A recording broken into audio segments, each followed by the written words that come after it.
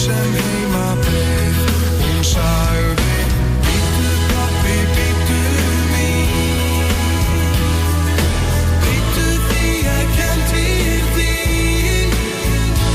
Að ég hljóp svo hratt, að ég rasaði á það.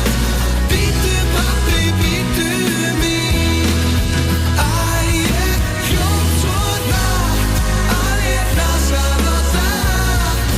Bíddu pabbi, bíddu mín.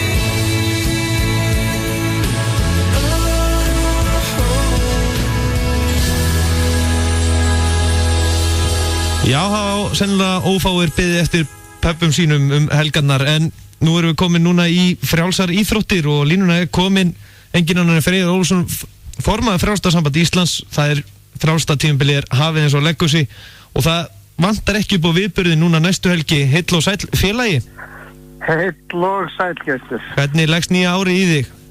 Alveg sérlega vel. Já. Það er fullt tilefni til, held ég. Þetta er náttúrulega svolítið erfitt að toppa síðast ári í frjálsum íþróttum.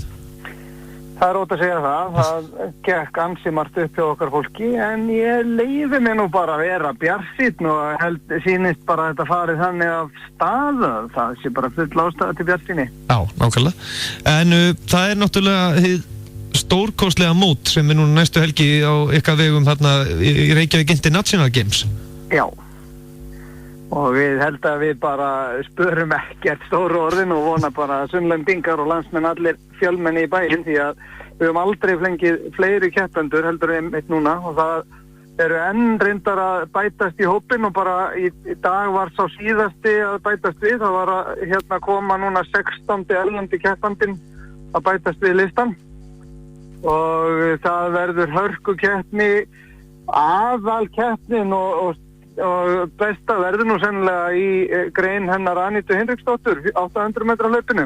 Það koma stelpur vísvegar á Evrópu til þess að reyna skákenni. Já, og hvaða, er þetta þá alvöru keppni sem Anita fær þarna? Já, það vill nú bara svo skemmtilega til. Nú eru þetta stelpur sem að eiga bara nána sama tíma á Anita. Hedde Hinne, svo norska, kemur þarna og sænstelpa og hollensk sem að eiga tíma sem eru bara nánast þeir sömu eins og Anita á. Þannig að þetta má búast einlega við hörkukefni. Hún þarf virkilega að hafa fyrir þessu. Já, og það ekki líka okkar fremsta frjálstafólk að mæta þarna, eins og Ásdís og fleiri, eða ekki? Jú, Ásdís kemur frá Sviss og kastar kúlunni og það má búast við líka alveg gríðarlega spennandi 400 metra hlaupi. Það eru nefnilega þannig að það eru Hafdís Sigurðardóttir og Anita eru þær sem eru með lágmark á Evrópumeistaramótið sem að framfer í Belgrad núna í byrjun mars. En það er Ásdís og Arna Stefania Guðmundsdóttir, þær eru báðar með árangur sem er bara rétt við lágmark í sínum greinum eða þannig 400 metra hlaupi á Örnu Stefaníu.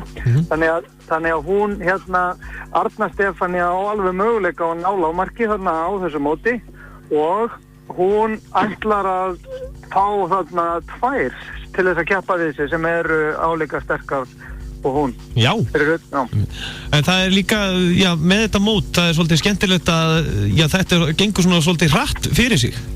Já, þetta er þétt sjónvarpsmót þar sem að eru bara bein útsending. Þetta er innan við 2 tímar í útsendingu og Sigurbjörn Árni á mikrofónunum, þannig að hvort heldur að fólk er heima eða sem er alltaf miklu skemmtilegra að koma í Laugardalshöllina og sjá þetta með einu augum. Það var það mjög skemmtilegt. Það er náttúrulega meðan Sigurbjörn Árna, það er nú hægt bara að það þarf ekki einu svona að horfa á, maður veit að það er spennandi þegar hann lýsir.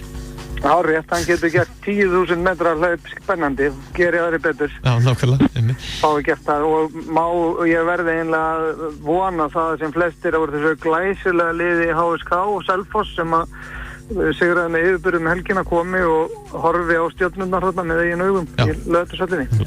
Og talandi það var náttúrulega núna síðustu helgi fyrir hlustandan ekki, það var náttúrulega bara meistaramót Íslands 11-14 ára, það vantaði ekki keppendur þar? Nei, ekki aldeilis og sérstaklega ánægilegt að fylgjast með sunnlendingum og upplifa það stundum hefur nú verið svona einhvers konar smölun að verið fólk sem hafa verið komið úr ýmsum greinum og ekki að þetta endilega að æfa En núna upplifði ég það að það væri, og heyrði að það er verið að æfa frjálsa í þessum aldri á fjölda staða. Eftir því sem ég best veit að Hvolsvöllur, Hella, Laugaland, Flúðir, Laugarvatn, Þorlákshöfn, Selfoss, svona það sem ég man í fljótu ræði, það sem er öflug starf í dag. En núna í vikunni þá var náttúrulega verið að svona ganga frá félagskiptum, var eitthvað rándýr félagskipti í gangi þarna? Ég er nú ekki með allt saman í kollinu, þannig að ég mæli bara með því að fólk fylgist með á síðu frjálsíþróttasambandsins. Já, það er þetta nálgast aðeins á fri.is eða ekki? Já, það er rétt. Glæsilegt, en næstu helgi þá hefst þetta eða ekki, strax eftir hádegi eða ekki? Jú, klukkan 1 hefst keppnin, þannig að það er bara að gera að reyna að tryggja sér miða. Já, og mæta tímalega? Mæta í salin. Já, og mæta tímalega því að þetta er náttúrulega fljótt að fyllast húsið á okkur? Já, okkur finnst vera þannig undirtektur að við erum vona á mikið af fólki í salin. Já, Freyr, ég ætla að fara að sleppa það núna, ég veit þú ert að fara á fund og það er bara vonandi við sjáumst næstu helgi. Klukkan 1 hefst veislan í Laugardalshöllinni, fremsta frjálsta fólk landsins mætt þarna. Takk fyrir þetta, gestur. Bestu þakkir, blessaður.